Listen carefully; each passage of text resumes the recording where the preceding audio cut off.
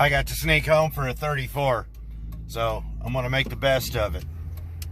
All right, keys in. Focus. And she's dead. So I get a message the other day. There's a Crown Vic in a junkyard up north here. And we're gonna head up there. Guy sends me pictures. Guy I met in a Crown Vic forum online sends me pictures, and it's got all the pieces I want. And he sent this to me like 3-4 days ago. So with any luck, the majority of the stuff should still be there. So let's get up here to the junkyard, and I got my tools in the back, and I'll see if I can't get all this stuff stripped off, because it's got a lot of good stuff. So let's get there, and I'll see you there.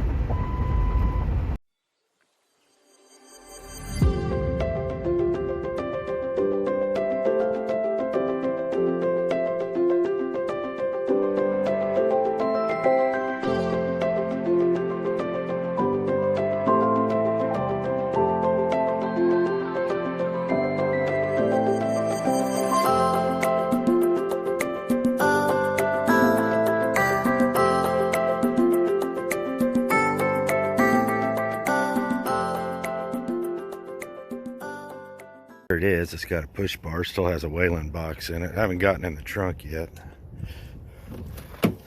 Has this console. I'm going to grab that and the base. It's in the trunk. Maybe. Looks like we got a hubcap. We can take that. And, well, not much. Looked like he slid into a pole or two. So I'm gonna pull these seats out, and I guess we'll catch you in a bit. Well, I've got the bush bar off, I've got the turn signals off, I've got the strobes out, I got a tail light, I've got a LiQWYD box, and I've got some other stuff. So I guess I need to go pay for all this, and let's get back to the house. Well, getting out of here now. Sorry about the wheel. Man, I could not have scored a better deal today on any of this. I got a LiQWYD box of 2 turn signals, 3 sets of strobes, a push bar, and a hubcap, and the guy let me have all of it for $45. So that's a deal. So let's get out of here and let's head home.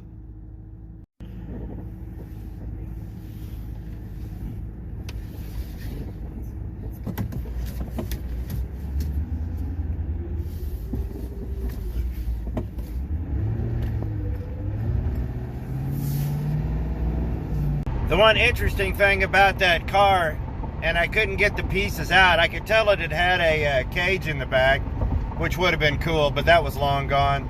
The support bars were still there, but it had a fire suppression system, and it still had the big box under the back seat. And I mean, that car was decked out. That was that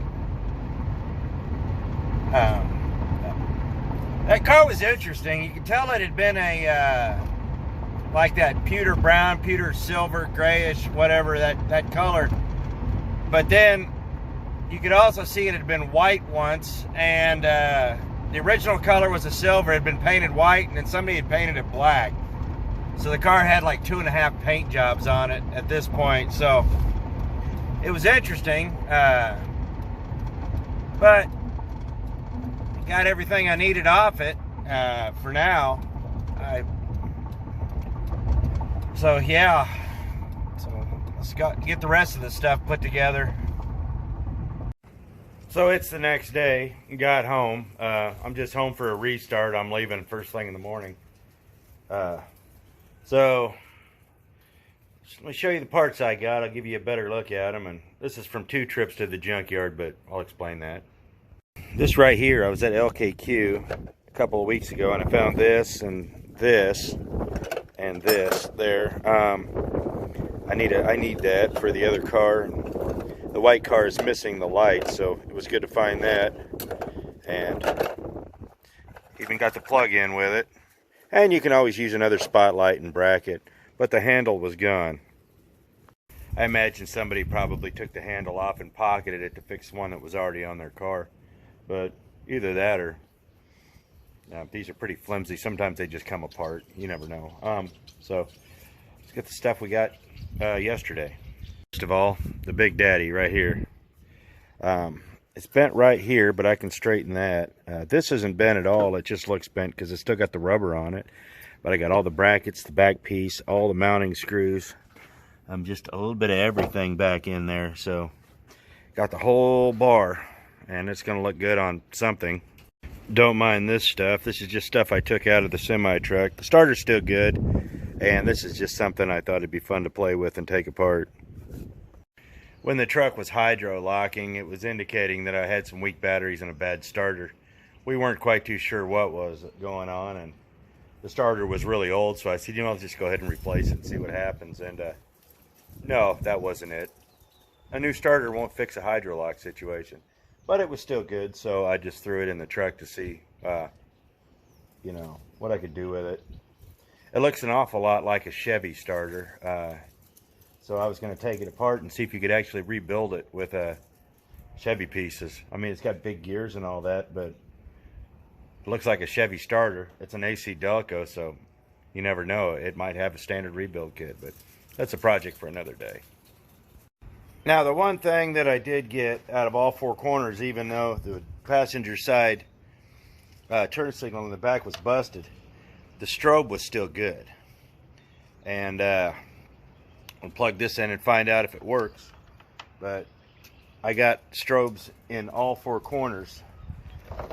Even this one, I bought this because it was broken, but I didn't buy it for that. I bought it for the wiring harness and the strobe in it. So I got all four strobes. The black and white car has 3 of the 4, and the only reason is I had to replace the passenger side front, and I didn't have one with a strobe, but now I do, so I'm going to replace that here soon, and I might even get it all going. So yeah, like I said, I got these right here. That one's broken, but this one's still good. It's got a scratch, but that'll be fine. This one's in good shape. I got like 3 extras of these now. I bought the hubcap because you can always use a spare hubcap. This is an airbag sensor, I believe. I think so. Yeah. And I think mine is bad on the white car, so I got that. But this was, I got kind of excited about this. This is a LiQWYD box, and it was in the police car there, so I might try to hook that up here soon. Looks pretty self-explanatory, so yeah, figure that out. It has a schematic right on top of it, if you can see that. So that'll be really easy to fix, and I have an upfitter's guide, so I should be able to plug this in about 8.5 minutes. I've already got the wires already run on the white Crown Vic. The black and white one has a flasher box in it too, but it's not the same kind. This is the unit here for this car, and it's all hardwired in up to there. This whole system is really quite unique. It has its own harness, and its own Ford harness, really. Let me show you the trunk. All of these right here power the strobes, and so I haven't really ever sat and figured all of this out, but this whole wiring harness says Ford on it, so I don't know if they put this on at the factory or how this worked, but it's a pretty interesting deal. The one interesting thing I've discovered about this car is the black and white one is unlike the regular white one there. The black and white one was complete plug and play. I mean, everything's integrated and nothing's hacked together. The white car, there was a lot of splices and things that were done up, but it was all almost completely independent, because you could see where they took the harness out, and there's no loose connectors or anything like that. It was almost like it had its own complete independent system, like I could just set it up on the ground, put power to it, and it would go. This, on the other hand, is completely wired through the factory harness. It's really quite interesting, but yeah. So let's get back to the junk. So this is my haul. A bunch of this stuff will end up on the shelf and used for trading fodder, probably that, and maybe even I'll probably hook that up. But that's going to go in the white car. I'm not sure where this one's going to go. And these right here, this one's going to go on the black and white one. That will probably get put on a shelf. And with all the other stuff I have back there and under there, things will eventually just get used and traded off and put on shelves and things of that nature. When you have an opportunity like this at a junkyard, just even if you don't need it, if you think you might, go ahead and buy it. Even if you don't use it, it's nice to have, because these parts are getting more expensive and harder to find. So when you come across a deal like this push bar, I mean, they even got the radiator brace to it. 45 bucks for all of that. When you get a deal like that, don't balk. Because I'm lucky I got this push bar, because you could see somebody had already started taking it off. But the reason they didn't take it was because it was muddy. I was the idiot who was willing to lie down in the mud to get it off. So if you're willing to be the guy who's willing to get a little dirty to get something like this, be that guy, because it does pay off. So that's just a quick trip. It was my trip to the junkyard. I thought it'd be fun to show you what I got. Push bar, I don't know what I'm going to do with it yet. I'll probably stick it on a white car, but we'll find out. But I can't do it till I put a new radiator support in, which is back there somewhere. So anyhow, hope you enjoyed this little video. Just a fun trip to the salvage yard, so I appreciate it. Thanks for watching. I'll see you next video.